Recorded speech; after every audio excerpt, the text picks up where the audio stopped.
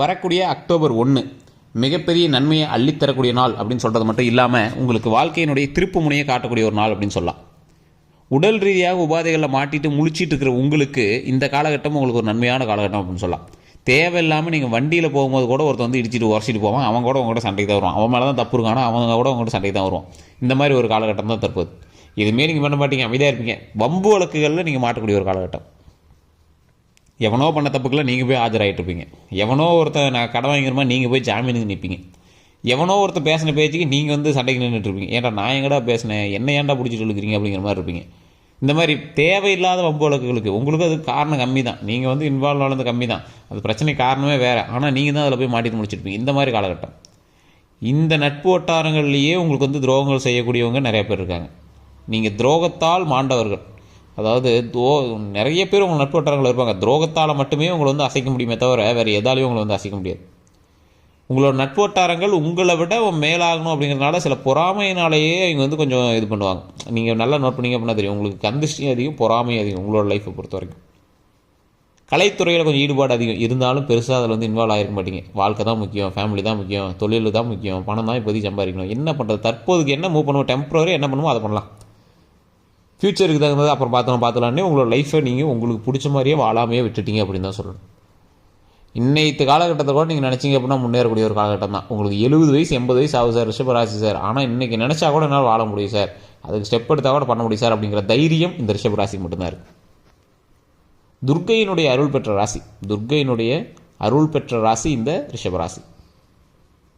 உடல் ரீதியான உபாதைகள் மட்டும்தான் உங்களுக்கு வச்சு செய்யும். என்ன காரணம்னே தெரில சார், டாக்டர்கிட்ட போய் செக் பண்ணால் எதுவுமே இல்லைங்கிறான், ஆனால் தலையிலேருந்து கால் வரைக்கும் ஒரு மாதிரி இருக்குது.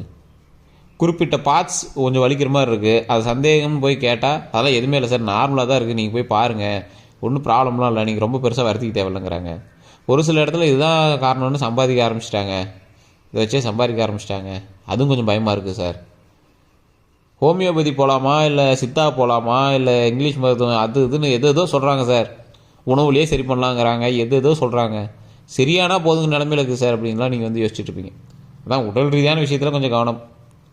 ஸோ இந்த பிரச்சனைகள் எல்லாமே உங்களுக்கு இருக்குது அப்படின்னா குறிப்பிட்ட ஒரு புள்ளியில் நீங்கள் வந்து நின்றுட்டுருக்கீங்க. ஒரு கடல் தண்ணி போயிட்டுருக்கு, ஒரு ஆறு தண்ணி போயிட்டுருக்கு, நடுவில் ஒரு பாறை இருக்குது, அந்த பாறை மேலே நீங்கள் நின்றுட்டுருக்கீங்க, சுற்றி தண்ணியாக போயிட்டுருக்குது, கீழே குதிச்சாலும் பிரச்சனை, அங்கே நின்றுட்டுருக்கிறது ரிஸ்க்கு அப்படிங்கிற மாதிரி நின்றுட்டுருக்கீங்க. ஸோ இந்த மாதிரி காலகட்டத்தில் நீங்கள் இருக்கீங்க அப்படின்னா கட்டாயம் உங்களோட ஜோதிடத்தை பார்க்குறதுக்கு கீழே ஃபோன் நம்பர் கொடுத்துருக்கேன், டிஸ்கிரிப்ஷனில் இருக்குது. எல்லோரும் எங்கே சார் நம்பர் டிஸ்கிரிப்ஷனில் தான் சார் நம்பர் இருக்குது. ஸ்க்ரீனில் ஃபேஸ்புக்கில் பார்த்துட்டீங்கன்னா ஸ்க்ரீன்லேயே வந்து நம்பர் கொடுக்குறேன். இந்த ராசினர் அந்த நம்பருக்கு ஃபோன் பண்ணுங்கள். உங்களுடைய தசாபுத்தி ஃபஸ்ட்டு தெரிஞ்சுக்கோங்க. ஃபோன் பண்ணும்போது உங்களுக்கு என்னென்ன விஷயம் தேவை அப்படிங்கிறது முன்னாடி சொல்லி எல்லாருமே ஃபோன் பண்ணி ஜாதகத்தை சொல்லுங்கள், ஜாதகம் பார்த்து தெரியல அது இதுன்னு சொல்கிறீங்களே தவிர கொஞ்சம் கிளியராக தெரிஞ்சுக்கோங்க. பிறந்த தேதி, பிறந்த நேரம், பிறந்த ஊர் 3 தான் இருக்குது அப்படின்னா போதும், அது 3 தான் தேவை. ஆட்டோமேட்டிக்காக உங்களுடைய கிரக பயிற்சி, கிரக அமைப்பு, கிரக மாற்றங்கள் எப்படி இருக்குது, கரெக்டாக என்ன சொல்லுது அப்படிங்கிறது தெளிவாக உங்களுக்கு வந்து சொல்லிடலாம். இந்த வாய்ப்பு உங்களுக்கு ஒரு தடவை தான் சொல்ல முடியும். இந்த வெற்றிக்கான வாய்ப்பு உங்களுக்கு ஒரு தடவை தான். நாம் அடிக்கடி நீங்கள் எப்போ ஃபோன் பண்ணாலும் பிஸியாக இருந்துச்சு அப்படின்னா உங்களுக்கு வந்து காலில் எடுக்க மாட்டாங்க, மற்றபடி எப்போ ஃபோன் பண்ணாலும் ரிப்ளை பண்ணுவாங்க.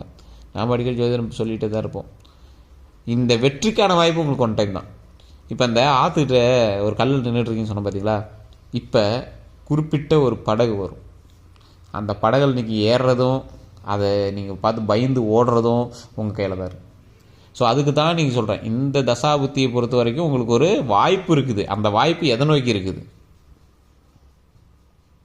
உடல் ஆரோக்கியத்தில் உங்களுக்கு கண்டிப்பாக கவனம் தேவை. தேவையில்லாத மருத்துவ செலவுகள் 2 வருடத்தில் நீங்கள் எக்கச்சக்கமாக பண்ணியிருந்துருக்கணும்.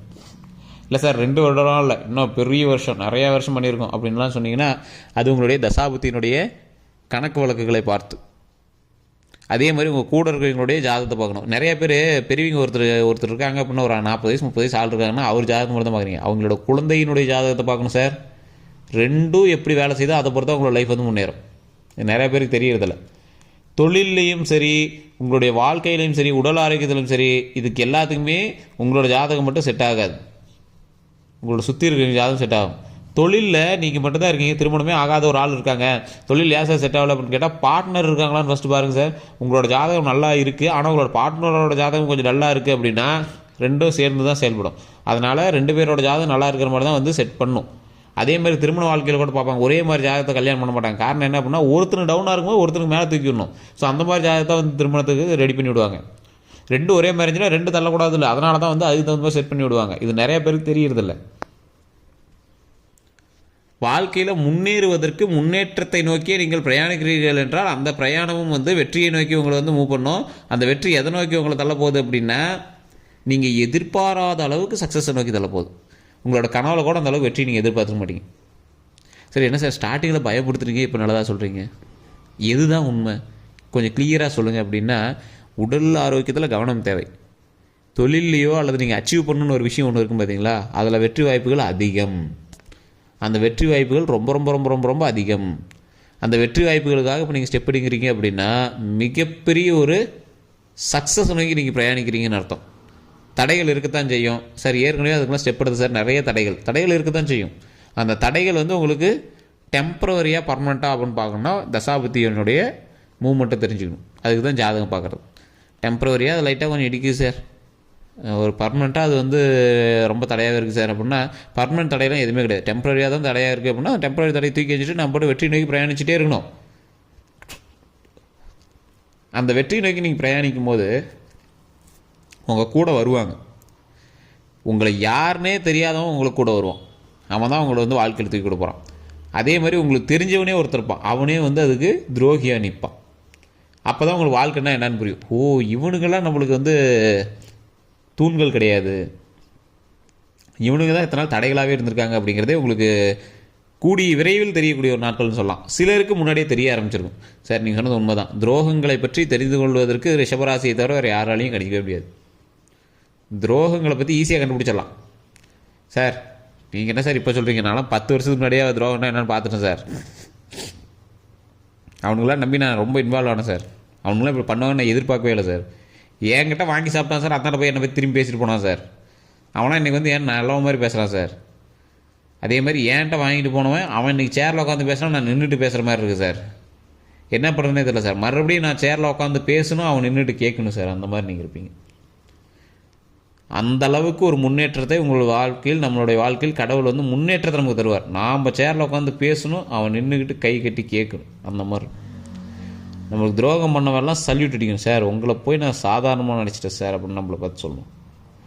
இந்தளவுக்கு நீங்கள் வருவீங்கன்னு எனக்கு தெரியாது சார் அப்படின்னு சொல்லணும். வெற்றியை குமிக்கணும். அந்தளவுக்கு ஒரு காலகட்டம். எந்த தொழிலில் நீங்கள் பேக் அடித்து உங்களால் பண்ண முடியல, உங்களை வந்து கேலியாக பேசி இவன் எங்கடா பண்ண போகிறான், இவன் என்னடா செய்ய போகிறான்னு உங்களை கேலி பண்ணாங்களோ அந்த இடத்துல நீங்கள் சக்ஸஸ் ஆகி வெளியே வருவீங்க சார். அந்த இடத்துல சக்ஸஸ் ஆகி வெளியில் மேலே அப்படியே பறந்து வருவீங்க. அப்படியே ஒரு கெத்தாக வந்து நிற்பீங்க. வண்டி வாகனம் வாங்காமல் இருக்கிறவங்க பொறுமையாக வெயிட் பண்ணியே வாங்குங்க. நல்ல ஒரு அருமையான வண்டியாக வாங்கக்கூடிய காலகட்டம். வெற்றியை நோக்கி நீங்கள் பிரயாணிக்கிறீங்க. இந்த காலகட்டம் கொஞ்சம் டல்லாக தான் இருக்கும். அந்த டல் டைம் முடிஞ்சு இந்த சக்ஸஸ்லாம் இப்போ வந்து எப்படி சொல்கிறது, ஒரு முள்ளு மேல் நடந்துட்டு இருக்கிறீங்க தங்க படிக்கட்டில் நடக்கிறதுக்காக. புரியுதா? சபரிமலை ஏறுற பயணம்னு நினச்சிக்கோங்க சார். கல்லும் முள்ளையும் தாண்டி தான் 18 படியும் தங்க படிக்கட்டில் ஏறி தான் மேலே கோயிலுக்கு போக முடியும், சாமி பார்க்க முடியும். அந்த மாதிரி கல் முள்ளும் நடந்துட்டு இருக்கிறீங்க.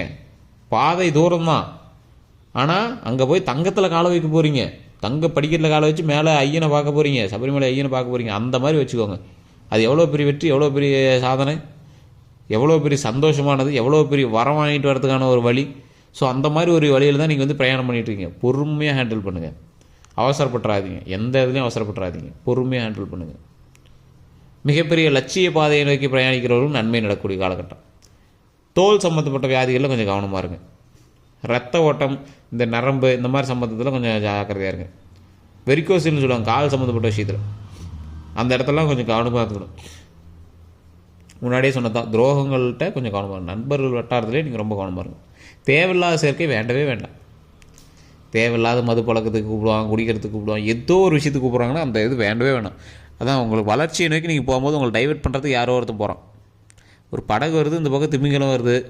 படகை நம்பி போவீங்களா, திமிங்கலத்தை நம்பி போவீங்களா? ஸோ கொஞ்சம் பொறுமையாகவே ஹேண்டில் பண்ணுங்கள்.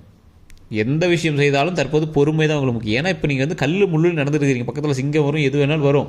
அப்போ பொறுமையாக தான், காலுக்கும் பத்திரமா இருக்கணும், உடம்புக்கும் பத்திரமா தான் நீங்கள் போய் ஹேண்டில் பண்ணி ஆகணும். தேவையில்லாமல் பதட்டப்பட்டுட்டு போனீங்க அப்படின்னா லாக் ஆயிடுவீங்க. ஸோ பொறுமையாக ஹேண்டில் பண்ணி போங்க. தங்க படிக்கட்டுக்கான வாயில்கள் இன்னும் கொஞ்சம் தூரம் தான் இருக்குது. அப்படியே நீங்கள் நடந்து போனீங்க அப்படின்னா ஆட்டோமேட்டிக்காக தங்க படிக்கட்டில் ஏறி மிகப்பெரிய ஒரு வெற்றியான இறைவனை பிரார்த்திக்கக்கூடிய ஒரு அருமையான காலகட்டமாக அமைய போகுது. மிகப்பெரிய நன்மை கிடைக்கிறதுக்கான காலகட்டமாக அமைய போகுது. ஆனால் தற்போதைய நிலைமையில் கொஞ்சம் டைம் எடுத்து தான் போகணும். அதுக்கு தான் தனிப்படையாக ஜோதிடம் பாருங்கள். எத்தனை நாட்கள் உங்களுக்கு தசாபுத்திகள் அமையுது, எத்தனை நாட்கள் அந்த தசாபுத்தியின் பால் உங்களுக்கு நன்மைகள் நடக்குது அப்படிங்கிறது தெரிஞ்சுக்கலாம். வேறு எந்த சந்தேகமாக இருந்தாலும் கீழே ஃபோன் நம்பர் இருக்குது. பிறந்த தேதி, பிறந்த நேரம், பிறந்த ஊர் மட்டும் கால்குலேட் பண்ணிவிட்டு தெளிவாக எடுத்துக்கிட்டு ஃபோன் பண்ணுங்கள். வேறு எந்த